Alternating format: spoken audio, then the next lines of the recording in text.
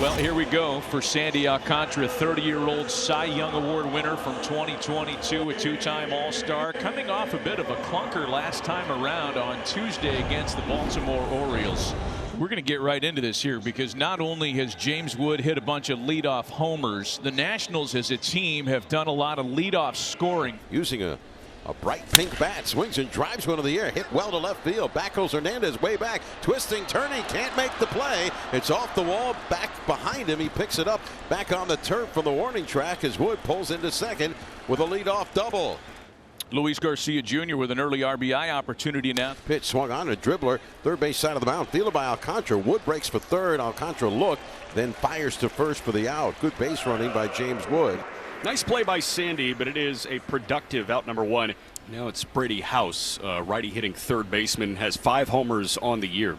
Runner at third. Marlins infield comes in. And the first pitch. House with the chopper left side of the mound. Wood is coming to the plate. Sandy's got it. And they've got Wood hung up between third and home. Sandy shoveled it on to Mac. Now Sanoja flips to Sandy, who right in front of the plate tags Wood. House does push to second, but that was perfect from Sandy Alcantara fielding his position. They cut down the runner from third base, and there are 2 men gone. See, that's for me, guys, why you tell the guy on third base to read the play. If it's on the ground and you think you can score, then you go. But if you don't think you can score, then you don't go. C.J. Abrams in the midst of a great start to the year at .295, a major league leading 36 runs batted in. 3-2 is cut on and missed. Sandy went to the breaking ball, and he drops his slider right underneath Abrams' barrel. To the bottom of the first, and it's time for Cade Cavalli to go to work, making start number 9 on his season, looking to even up his record at 2-2. Serves that into the opposite field. Lyle drifting over and making the catch for out number 1. Got a couple of dudes in the dugout looking like they want to get in there right now. Yeah. Let's go. Like the energy levels there. Got the eye black going. Yeah. The lines. Got the Mother's Day pink going on as Hicks sends a high fly ball into shallow left. And Lyle's been busy to start the first. 2 away here.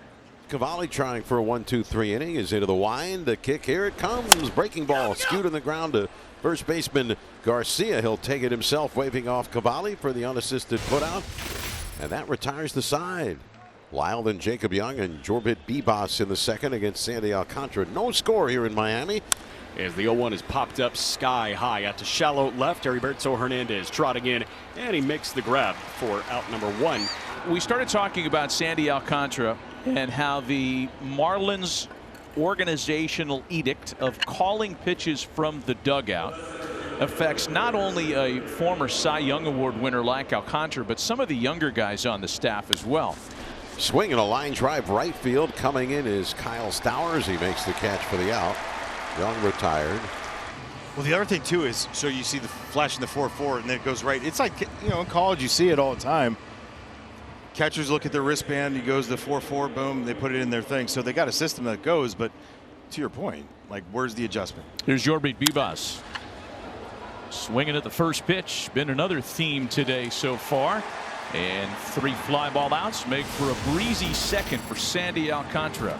Stowers at 239, 4 doubles, a home run in yesterday's game. 2-run shot of the 4th, his first of the year. Swing and a fly ball hit well to left center field. Jacob Young going back to the warning track near the wall, leaping, and Jacob Young makes the catch for the out. Boy, does he have it down, going to his backhand to be able to climb the wall, leap one leg up against the wall to make the catch and come down with it. He looked off the ball to see where he was in relation to the warning track, found it again, got his footing and his timing, and went up and got it. He is exceptionally talented out there. Jacob Young went crashing into that high wall in left center field, and Jacob Young takes a double away from Stowers. Run prevention defense strategy has helped mitigate what would be bigger totals, and we'll see if Nunez is going to look to run here as he's aboard on a base on balls. This is going to be a fun matchup on base. Nunez is baseball stolen base leader, and there's a rookie catcher behind the plate for the Marlins who, by all counts, and he doesn't waste any time. There he goes. Joe Max throw down sails, turns into an easy bag for Nunez, his league leading 17th of the year. We were hoping for a little more buildup there. Yeah, he just went. Here's where Sandy kind of gets rattled a little bit when there's runners on the bases because of their ability to steal. Ball squirts away from Mack. Throw down to third base is in time to get him. Nunez is staying right there, indicating that the Nationals might want to look at it again. Outstanding job there by Mack. That ball got away from him by 3 or 4 feet, and they're going to check this. But Mack got over, he picked it up, and he fired a seed down to third base, and the tag was applied by Sanoja, and it looked like they got him, but we'll see. I think he got him on the hammy as he was going by. So the call stands, and again, it did seem like Nunez's cleat grabbed the bottom of Sanoja's glove. So while the initial contact was with Javi's wrist, the glove did clip Nunez just a little bit, and he is tagged out. Joe Mack leading things off in the third against Cade Cavalli in a scoreless start to the ball game on this Mother's Day. 3-2 from Cavalli to Mack. And that one missed low and in. Joe Mack draws his first walk in the big leagues. He's been the unlikely power source in this series with home runs in each of the first 2 games, and that's usually a season total around for him. 3-1 pitch to him into left center field. Keeps the line moving. Mack to second. Runners at first and second with 1 away. Marlins set up nicely now for one of their more productive hitters to start the season. Liam Hicks first and second with only 1 away. And Hicks wasting no time. Whacks that one past Garcia into right. Mack being waved around. No play at the plate. The Marlins strike first on Mother's Day. But you're going to challenge a guy that first pitch, he's going to attack with runners in scoring position. That's why he's driven in so many this year. Now 35 RBI on the season. 2 hits and a walk have cracked the scoreboard for the Marlins, and now looking for more. It'll be the shortstop Otto Lopez, who had a couple of hits yesterday. He too picking on the first pitch right through Nunez. What looked like a room service double play ball turns into another run for the Marlins. Watch this hop right off the seam, right there at the lip between the dirt and the turf. And as it gets out there, you're going to watch it just go straight down and skip. I mean, that one you get all day, every day, and then you get the one right off the lip that goes straight down. Chopper. Garcia to Nunez for 1. Had to double clutch, but Cavalli gets there to cover the double play. So they do end up turning a twin killing. Came an at bat too late as far as the Nats may be concerned. It's very important here for Sandy to just shut these Nationals down here in the 4th inning. So we had a line drive to first, past the lunging Hicks. This is going to go down the line to the corner for extra bases. Garcia on his way to second as Stowers trying to dig it out of the corner. Garcia's trying for third, and Edwards will hold on to the relay throw as Garcia slides in with a triple. Second triple of the year for Louis. Deep corners here, and that ball kind of stuck deep in that corner by the 335 mark. So Stowers out of our view had to go get it. And now it's very, very important for Sandy just to shut down whatever's going to happen. If they're going to score 1 run, you can pretty much book that.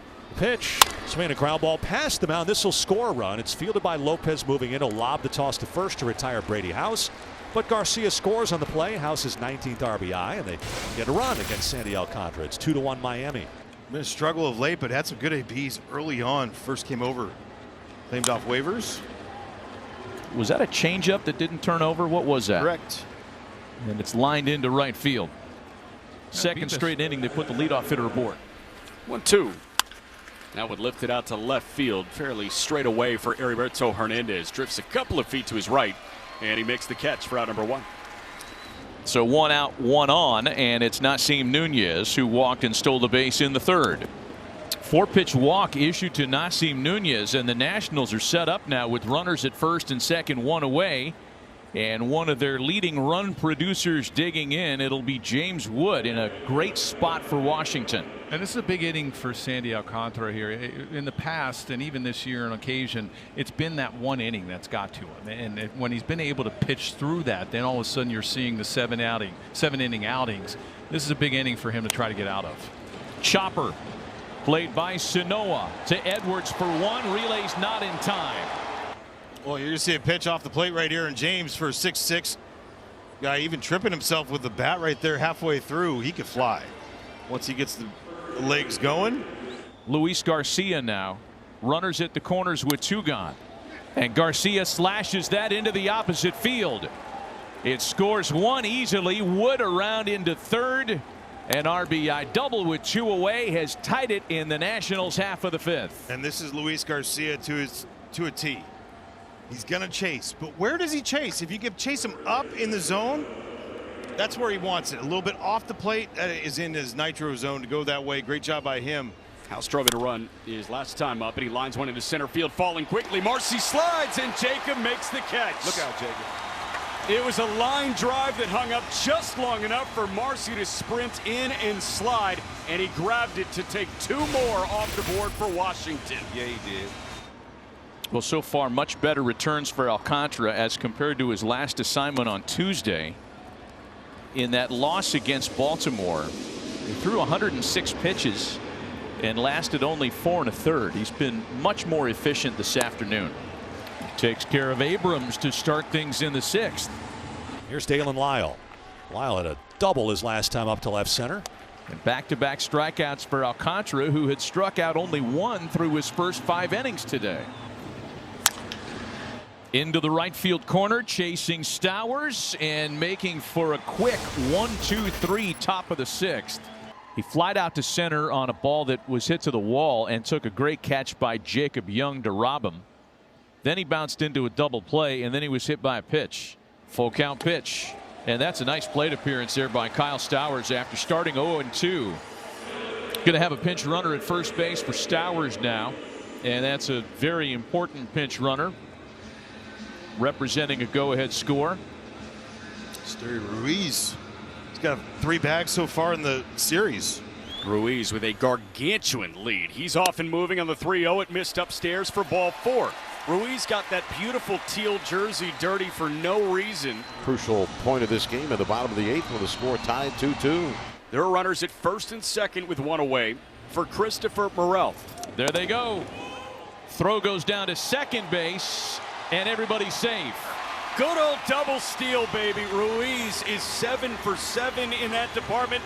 And now the go-ahead run is at third base with 1 away. And Morel hits a flare out to center field. Coming on hard is Young. He won't get there. Scoring from third is Ruiz, and the Marlins go back out on top. Speed kills. You get speed on the base pass.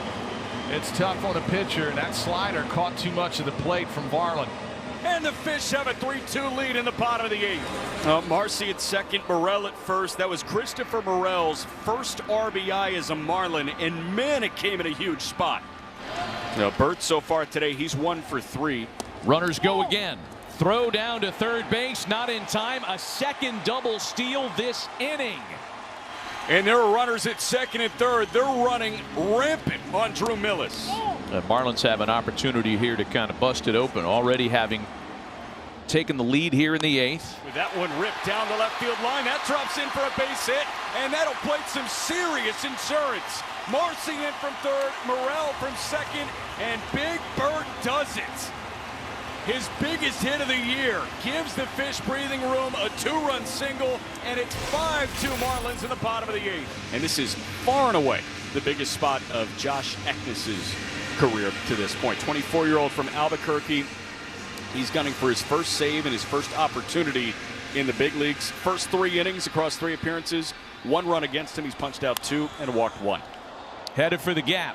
Marcy there to cut it off, and the Marlins take game 3 of the series with a come from behind win yesterday and 3 in the bottom of the 8th inning this afternoon.